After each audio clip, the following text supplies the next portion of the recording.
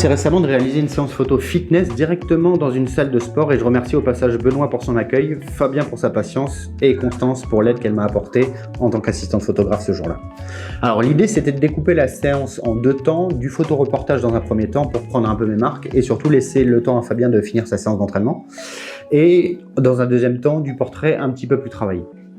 Alors là, je vais vous présenter principalement la seconde partie qui est un petit peu plus riche en contenu du fait du matériel et des techniques qui sont utilisées.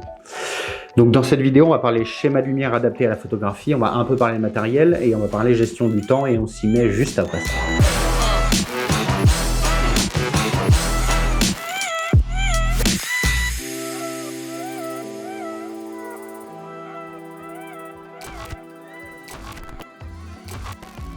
Alors pour resituer le contexte, j'avais proposé à Fabien de réaliser une séance portrait plutôt orientée fitness et il m'a proposé de le rejoindre dans la salle où lui s'entraîne. Donc j'avais ce jour-là à peu près 30 minutes pour faire mes photos et je vous promets que 30 minutes c'est vraiment très court. Donc à la fin de son entraînement, on s'est mis dans un coin de la salle et on s'est installé. Alors en photo fitness, on cherche des éclairages qui mettent en avant les formes du corps et notamment la musculature. Donc en termes de positionnement des sources de lumière, on va chercher quelque chose de contrasté et on va utiliser les ombres qui sont projetées pour accentuer les reliefs sur le corps. Donc pour le premier setup, moi j'ai choisi d'utiliser une source qui est en arrière et qui est dirigée vers le dos du modèle pour créer une ligne qui vient détacher le sujet du fond. Donc le flashlight il est à nu avec simplement une grille nid d'abeille de chez Magmod pour contrôler le faisceau et un éclairage latéral en avant comme lumière principale avec une Maxsphere pour adoucir le rendu. Donc la Maxsphere ça ressemble à ça et la grille c'est un petit dispositif comme ça et le tout est magnétique. Bon alors le résultat il est pas mal mais il m'a semblé qu'on pouvait faire un petit peu mieux en modifiant notamment la position et la qualité de la source principale. Donc je suis parti sur une lumière plus douce avec l'utilisation d'un parapluie qui est placé, je vais y arriver, devant la Maxsphere et une position plus verticale en plaçant le tout au-dessus de la tête de Fabien que vous pouvez voir sur cette photo. Donc pour équilibrer le rendu, j'ai ajouté une troisième source qui vient éclairer à nouveau le modèle par en arrière, du côté qui était laissé dans l'ombre et toujours avec l'ajout d'une grille. Donc voilà ce que ça donne pour la photo finale et là pour le coup j'étais vraiment nettement plus satisfait. Donc comme ça fonctionnait bien, je suis resté sur cette configuration pour la suite du shooting en ajoutant différents jets de couleurs sur les sources qui sont en arrière pour créer des ambiances différentes en très peu de temps. Un premier exemple avec cette photo.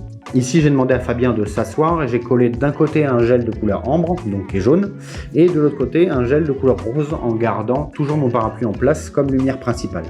En gros, on n'a rien touché au schéma de lumière, on a juste modifié le posing et l'ambiance avec l'ajout de ces couleurs complémentaires. Donc un dernier exemple avec ces trois photos. Même schéma de lumière, on change juste le posing encore une fois et on bascule sur des gels de couleur aqua et ambre pour jouer avec un thème de couleur adjacente cette fois.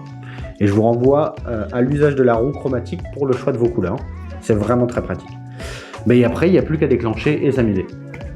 Bon, pour conclure, je pense que ce type de schéma d'éclairage avec une lumière principale qui est verticale centrée sur le modèle et deux lumières de contour, c'est un très bon point de départ pour l'éclairage de la photo fitness.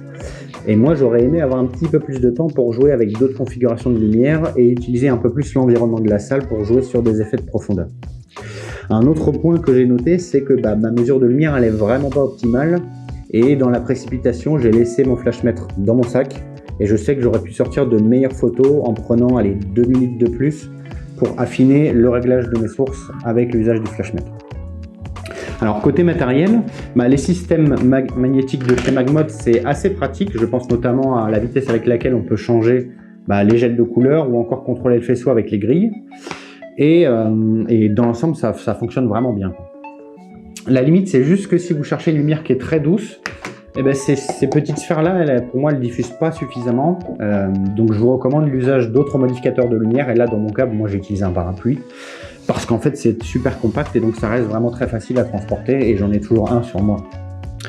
Donc, si j'ai l'occasion de refaire ce type de photo, mais cette fois dans un environnement de studio, je pense que je jouerai beaucoup plus avec les modificateurs de lumière. Et là, je pense à une ou plusieurs stripbox avec des nids d'abeilles, pour créer des belles lumières de contour assez diffuses, ce qui permet de souligner la musculature du modèle et affiner le tout en jouant avec le posing. Mais ça sera probablement pour une autre fois. Bon, voilà ce qui conclut cette vidéo. Merci de l'avoir suivi. En attendant la prochaine, moi je vous dis à bientôt et restez curieux.